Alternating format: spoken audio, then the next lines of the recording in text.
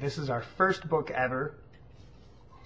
Take off my headphones. This is our first book ever, and it's Nigel Farndale's The Blasphemer. Welcome to BookFyte. On its way to the Galapagos Islands, a light aircraft ditches into the sea. As water floods the cabin, zoologist Daniel Kennedy faces an impossible choice. Should he save himself or Nancy, the woman he loves and the mother of his child? Work of fiction. Meanwhile, in a parallel narrative, Daniel's great-grandfather, Andrew Kennedy, faces mortal danger during the horrific battle of Passchendaele.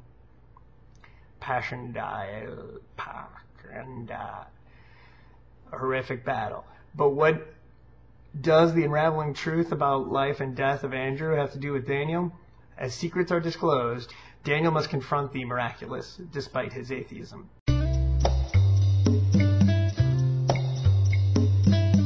Alright, so I'm up to page 160 now, and I just read a love scene between Andrew, the guy from World War I, and a French woman who, years before, lost her husband and part of her arm in bombing.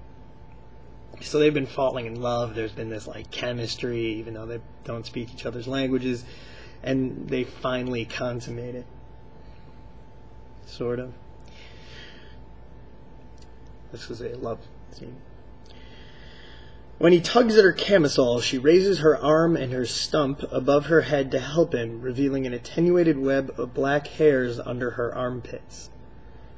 He cups her small breast with his hands, kisses her shoulders, and glances at the pursed scars at the end of her stump. When he tries to kiss them too, she recoils. Even in the amber glow of the fire, her skin is as translucent as alabaster. Her nipples, when he directs his attention to them, are as hard as dried figs. She shivers as he flicks and circles them with his tongue. In a gesture of trust, she rotates so that he can kiss her raised stump. Farndale's a master at describing things in a way that make you step back and not really feel a part of what's going on. His characters have a ton of trouble too. First of all, they all have the same horrible dialogue. They say things sort of inhumanly. This is a woman in therapy describing her feelings. After the crash, I just kept repeating in my head, "Why hast thou forsaken me? Why hast thou forsaken me?" You know, from the Bible. Anyway, there was no one there. I had no sense of him. I cried out for help and God was silent. Just as he was silent when the Zyklon B was being tipped into the gas chambers, and silent when the babies were having their heads bashed in against the trees in Cambodia, and silent when the Tutsis were being hacked to death by the Hutus. Who the fuck are you writing? There is one occasion where he differentiates characters by what they say. "Ought to be a rescue plane on its way," the tall black man said, revealing himself to be from the deep south. "I heard the pilots giving out a mayday call." Everyone looked up and searched the empty air. "Anyone injured?" Several voices answered at once. "My ribs feel bust." I think I've been a little bit too lenient in letting this go this far. It's time for our first test.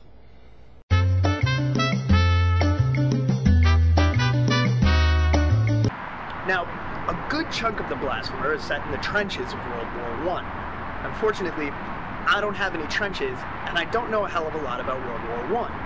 I do know a little bit, though, about World War II, especially storming the beach. So that's what we're going to do today. Storm the beach. North Avenue Beach, here in Chicago. All right, Blasphemer, when those doors open, you got to be ready.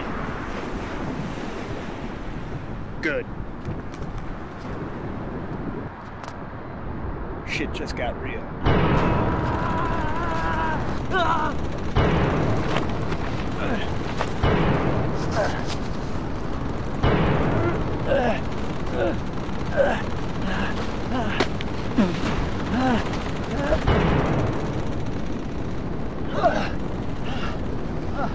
Alright, so we made it to some cover, and the book's pretty much okay. It's just a little covered in sand, but other than that, he's holding up fine. Okay, book. I'm gonna need you to go ahead. Don't worry though, I'll cover you.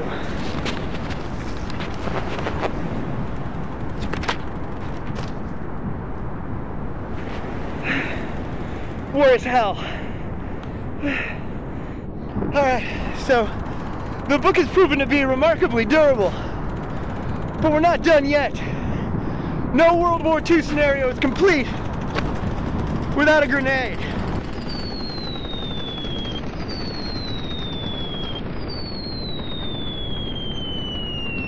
Don't worry, it's not armed, but I filled it with nails.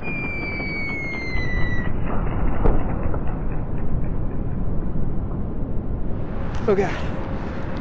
Oh God. Oh God. Oh God. Oh. Oh God. Oh God. Oh no. Oh God.